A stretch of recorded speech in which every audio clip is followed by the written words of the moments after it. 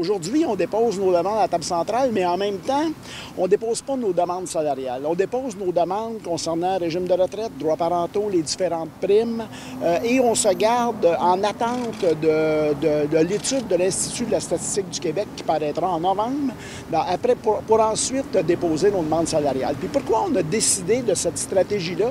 On veut donner le maximum de chances aux tables sectorielles de régler une partie des problèmes de conditions d'exercice d'emploi. Ce n'est pas juste une question salariale, la problématique d'attraction et de rétention dans nos grands réseaux, mais c'est aussi et beaucoup des conditions d'exercice d'emploi, et ça se règle aux tables sectorielles, et c'est aux tables sectorielles qu'on veut donner le maximum de chances avant d'aborder la question des salaires. Puis bien sûr que la question des salaires, elle est aussi importante en matière d'attraction puis de rétention, mais on verra ça dans un deuxième temps d'ici la fin de l'année. Ce qu'on souhaite, c'est qu'on joue à deux niveaux. Oui, les salaires, c'est quelque chose d'important dans le but d'attirer et retenir de la main-d'œuvre, mais si on ne règle pas la problématique de conditions d'exercice des emplois, on n'attirera pas de main-d'œuvre et il y a des gens qui vont quitter nos grands réseaux.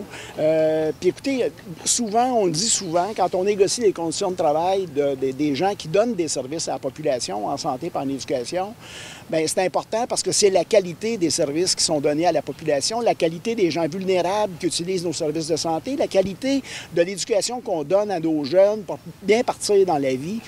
Donc, c'est important que les employés qui donnent ces services-là le fassent dans un contexte valorisant, intéressant.